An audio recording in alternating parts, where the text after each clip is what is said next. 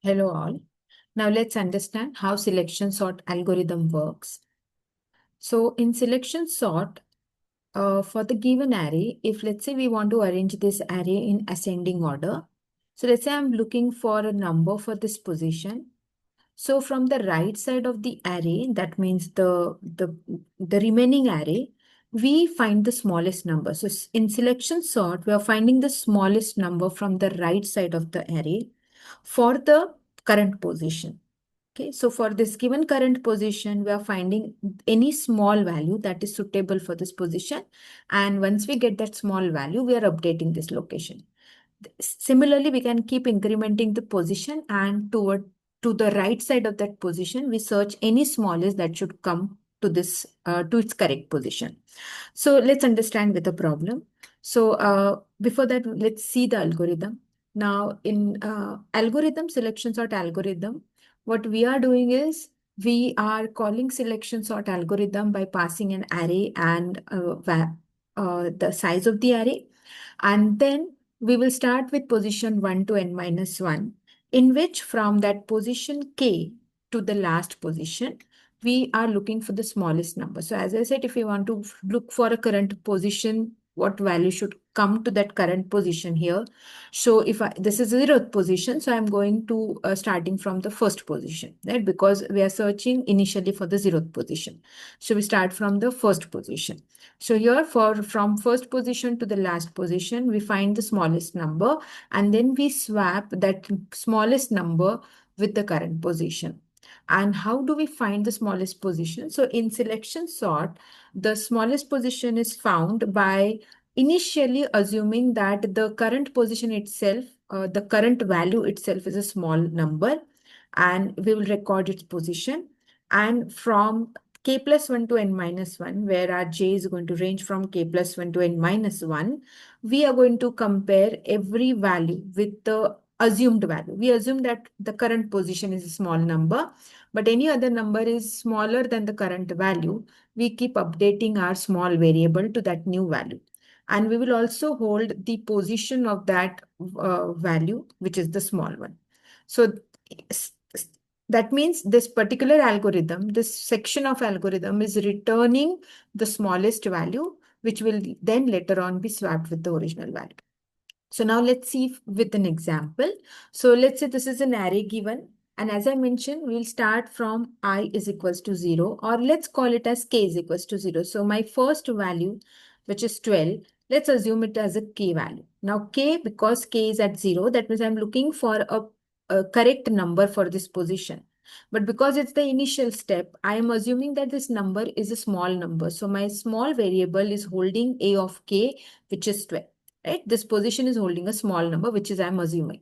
But now I need to search in the remaining array the smallest number, which means a number which is smaller than 12. And I can clearly see that 1 is smallest, but how do I find out from this remaining? So k is already holding this position, so I can't use k here. So I need another variable that will be traced through this array, and that will keep comparing each number to check if any number which is lesser than 12, that number will be swapped with 12. So right now we assume that this number itself is a smaller number, and now we take another variable that will run through the entire remaining array. So let's call it as, let's say, j. So we always start j with k plus 1. So I've started j with k plus 1. So next value is j here.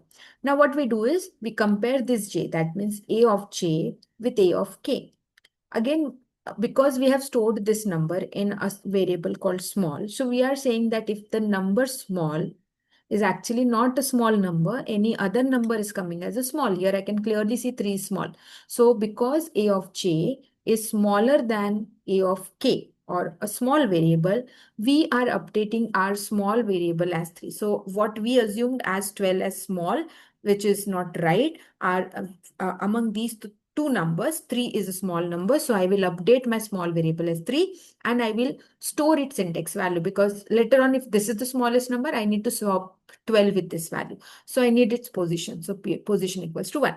But I have I have just found first number on the right side, which I found that it is the smallest one, but that is not sufficient because I have to compare the other numbers also. It may happen that there is other number also which is smaller than this. So I have to keep tracing j to the remaining array. So now I increment j value. So that means j is going to go to the next location. So now j comes over here. Now our small variable is already updated. Our small variable is 3. So we have to always compare with that small variable. So are we getting anything smaller than this?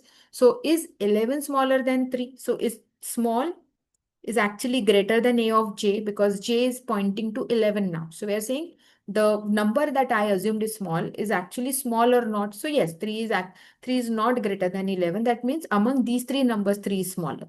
So right now 3 is the smaller number. So I'm not going to do any change. I will simply increment j. So j goes to 10.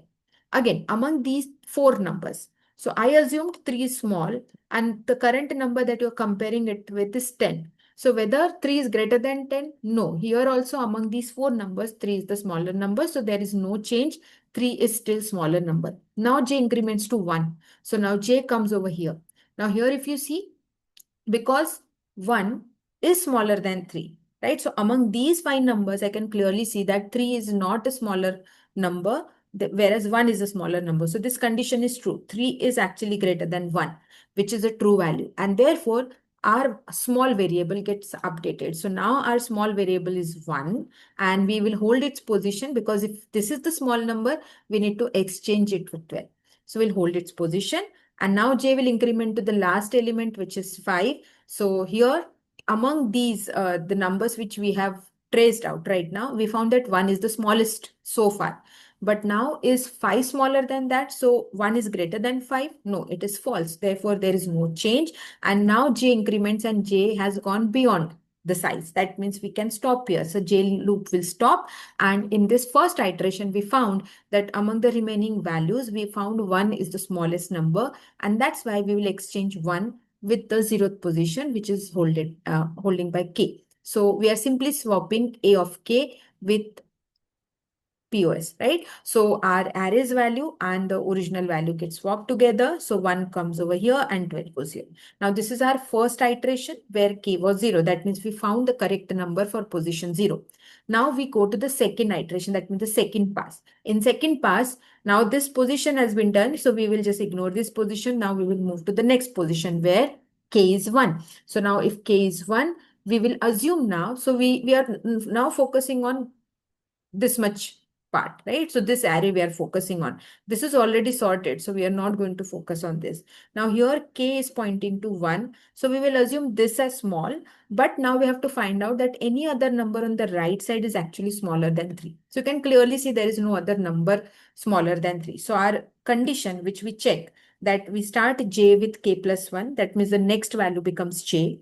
And any position, any number that is held by index j, we are comparing that number with the number that we assumed as small. So is 11 smaller than 3? No. So there will not be any change. Then is 10 smaller than 3? No. The number still there is no change. 12 is smaller than 3? No. And then 5 is smaller than 3? No. So here if you see, after tracing the remaining array, we found that 3 itself is a smaller one. So we don't have to do any changes. It will be swapped with itself. So 3 stays over there. So this particular phase is also sorted.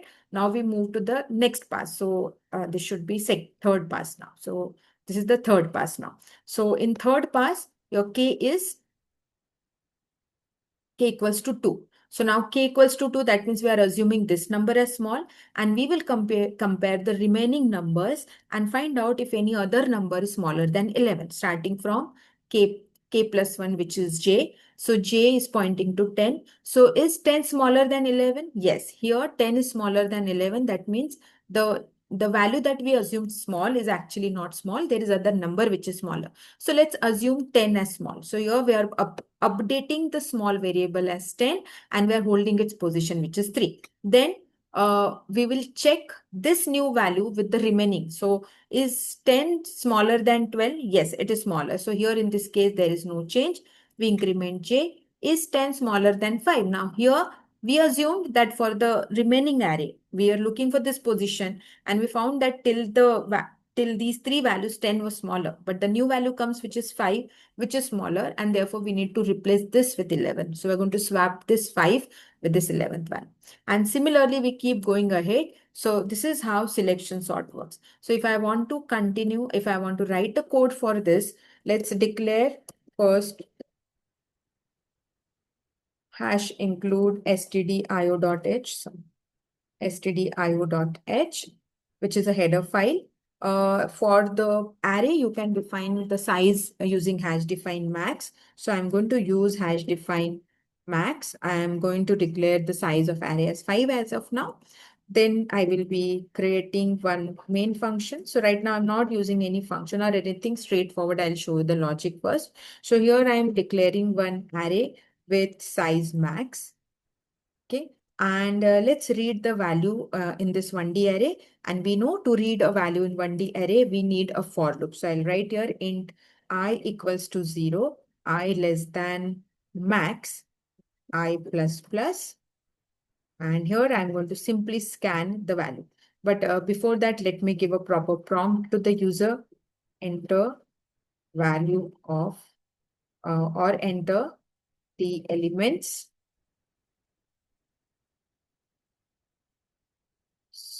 of an array. Okay, so here I have given a proper prompt to the user so that user knows what to be done. Then I am reading the value. So %d is the format specifier, and then address operator a of I, right? So here I'm reading the max, let's say 5 values I'm reading. So 5 times this loop will run. Initially, it will start with the 0th index, and then it will go till the max minus 1 index. And every time it is going to read one value from the user, which will get stored in the array.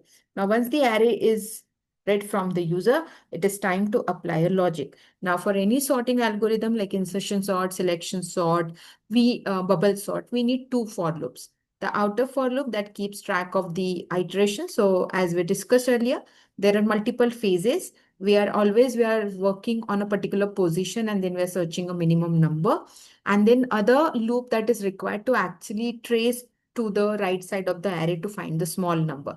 So we need two index variables here. So for, let's say again, I'll be using I. So I have already declared I. So I will just write here I equals to 0, because we know we have to start from the 0th position, and we have to search smaller number for 0th position, then smaller number for first position. So likewise, you have to go till the last position. Sometimes we even go for max minus 1, because if there are 5 numbers, and if you're sorting first 4 numbers, the 5th number is already sorted. So we don't even need to go to the last number. So that is also fine. Okay. So this is the outer loop. For inner loop, I'm using J variable. Or in the code, if I have used K and J, so I will keep it as K and J only. So let's call the outer loop as K. So I'm declaring int K as 0. And now we know that J always starts from K plus 1. So I'll add K plus 1 here.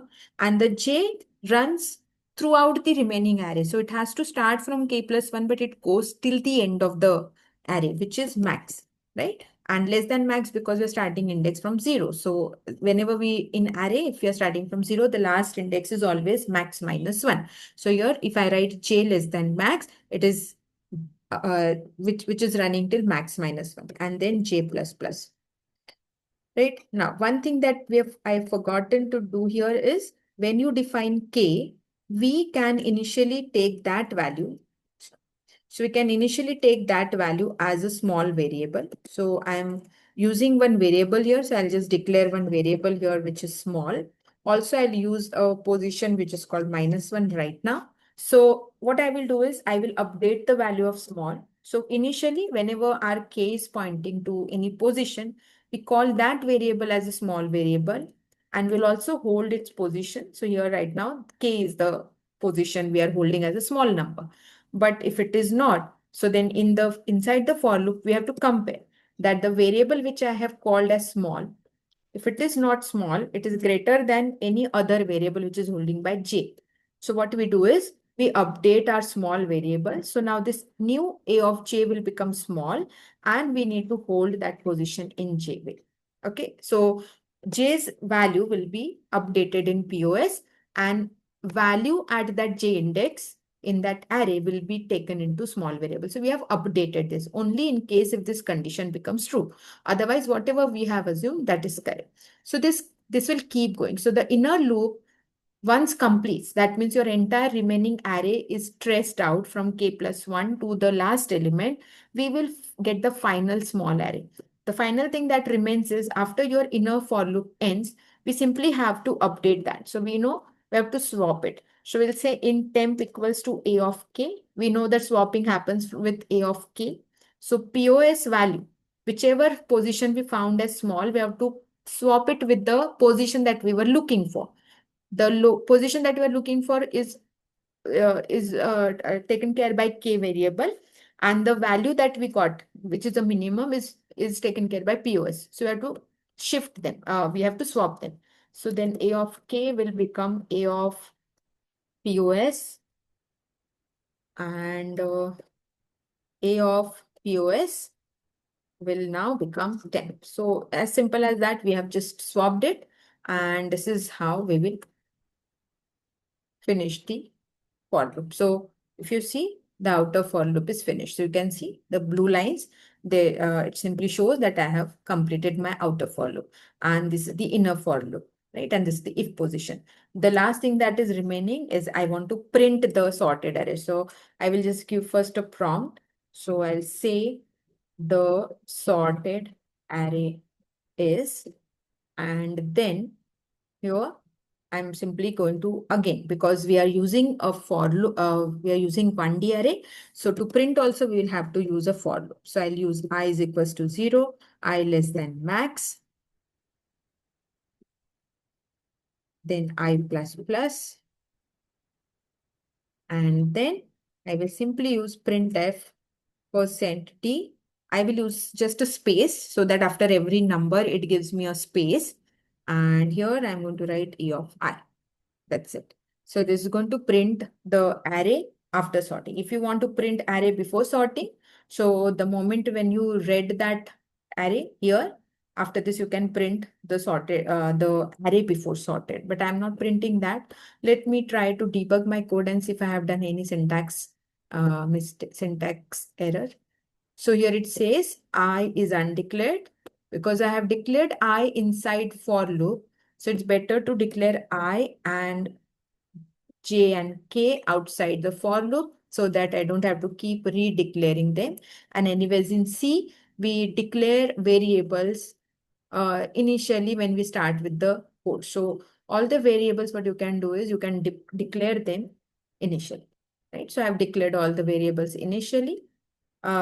This is one practice that you can do whenever you need variable, just declare them. But later on, remember that you have to declare them once and in the beginning only, because in C we declare all the variables in the beginning. So as of now, you can see that I got 0 errors. So I will run the code and see the output. So here I'm entering the numbers. Let me give the numbers in reverse. So I will say 5, 4, 3, 2, 1. And as you can see, I'm getting the numbers in ascending order 1, 2, 3, 4, 5. So which is the numbers they have sorted. So this is what a selection sort code is. Just a quick reminder that given any array, we are having 2 loops because sorting takes 2 loops. Selection sort is basically searching the smallest number for a given position from the right side of the array. So you trace the entire right side of array and find the smallest number and then swap that smallest number with the current position. So this should be the process, continuous process. Yes. Thank you so much.